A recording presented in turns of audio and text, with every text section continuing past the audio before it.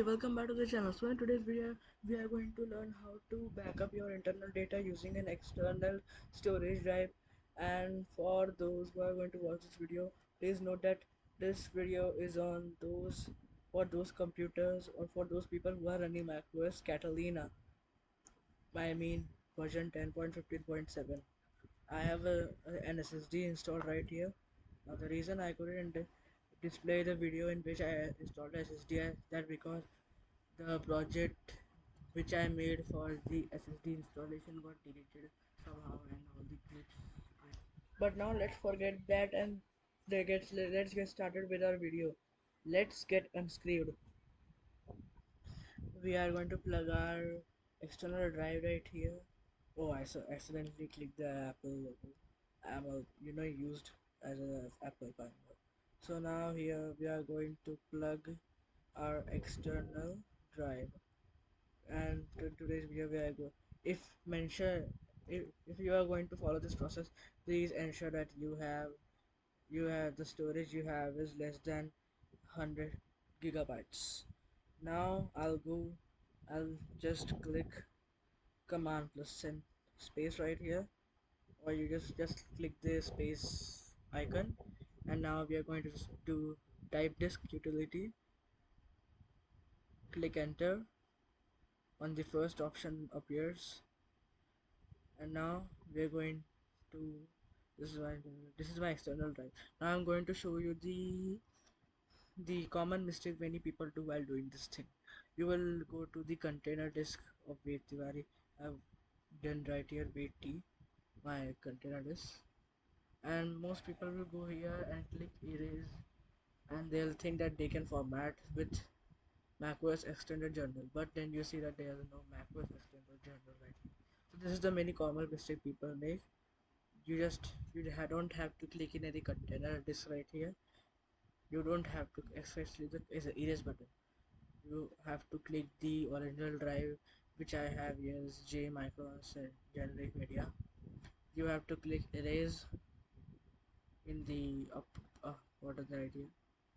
Now please ensure that you have to be a little patient with this process. So this is already macOS extended, but you can name this drive anything you want. For me, it's an external drive. I'll name it as that.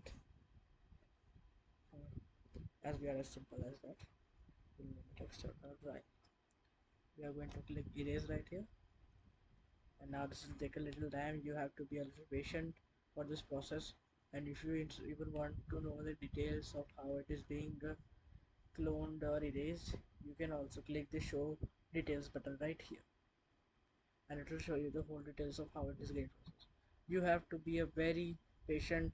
This will take time according to you. So now this is also one of those common mistakes people do while doing this thing.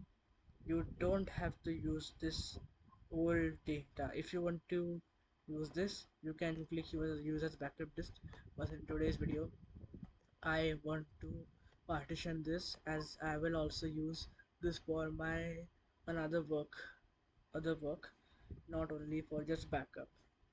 So I'll click decided data done, and we are now going to click here partition. Make sure ready. No, click the plus right here, and now it shows the external drive united and title.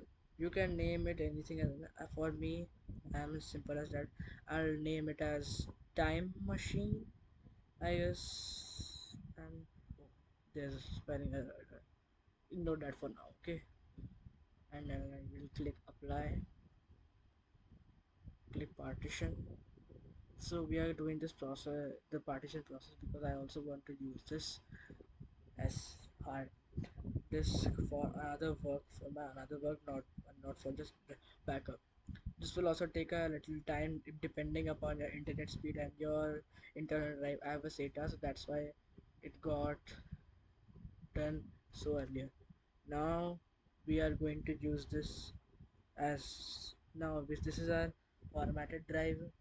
First, before clicking this use as backup disk, you have to ensure the desktop. You have to look at the desktop and see if there is two external drives being shown right there. So I have to and even you check in the disk utility, and if there is not, it must be a problem. You just That's a problem. If it's not, I have that, so that's not a problem to me. I'll click use as backup disk. It will open system preferences for me. Now this is the next backup is showing 114 113 112 seconds. It's a safety old safety mac precaution to ensure that all the things go safe before. It is now ensuring, if you are not patient like me, you can, you know, ignore this process fully. And now after this, timer of the next backup ends, it will automatically start backup in your data, the backup of your data, so you don't have to be worried about it. And please be patient, because it will take time according to your internet speed, your internal data. 5 3 2 1. Now this is preparing backup for us, and the best thing is that if this backup, it will take 1.8 1.7 1.9 MB of 39 gigs. So now that we have completed our data right here, backup right here, so it should show like this. So guys, I think that's all for today. See ya in the next video.